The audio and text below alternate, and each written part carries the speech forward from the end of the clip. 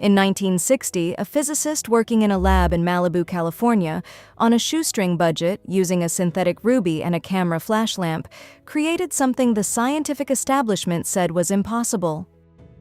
The press called it a death ray. His own paper got rejected. And he was paid exactly $300 for what became one of the most profitable patents in history. That man was Theodore Maiman, and what he built was the laser. The word laser is actually an acronym, light amplification by stimulated emission of radiation. The theoretical groundwork was laid by Albert Einstein all the way back in 1916, but it took another 4 decades before anyone figured out how to actually build one.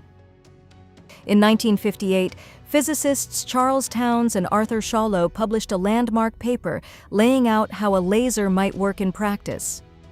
And just like that, labs all over the world launched into a frantic race to be first.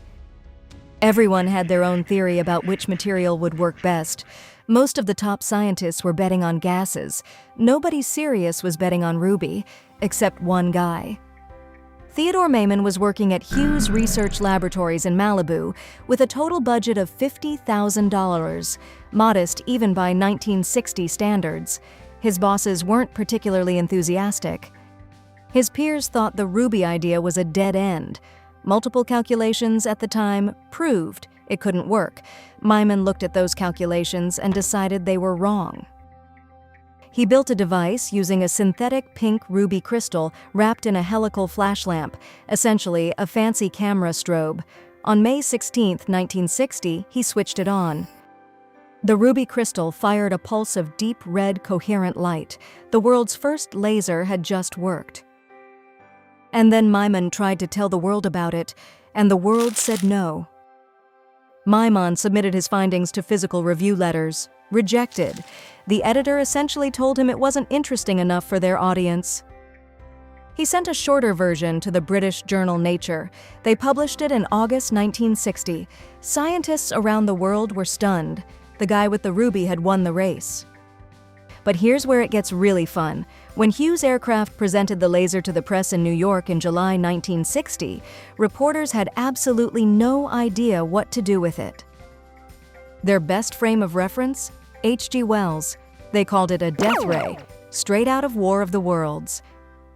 The laser, a precision instrument that would one day perform eye surgery, read your groceries at checkout, and play your CDs, was introduced to the public as a science fiction weapon. Maiman eventually received his patent in 1967. Hughes Aircraft paid him $300 for it, a flat fee, standard practice at the time. That patent became Hughes Aircraft's most profitable in the company's history. You can do the math on how that feels. But Maiman's real legacy isn't a number. Today, lasers are in your phone, your TV, your doctor's office, the factory floor, deep space probes, and fiber optic cables carrying the internet across oceans. More than 55,000 patents have been filed involving laser technology since 1960. And it all started with one physicist, a synthetic ruby, a camera flash, and the audacity to believe that everyone else's math was wrong. Theodore Maiman never won the Nobel Prize, a decision that remains one of the most controversial omissions in the history of the award. But the next time a laser scans your groceries, fixes someone's vision, or reads a Blu-ray, that's his work, every single time.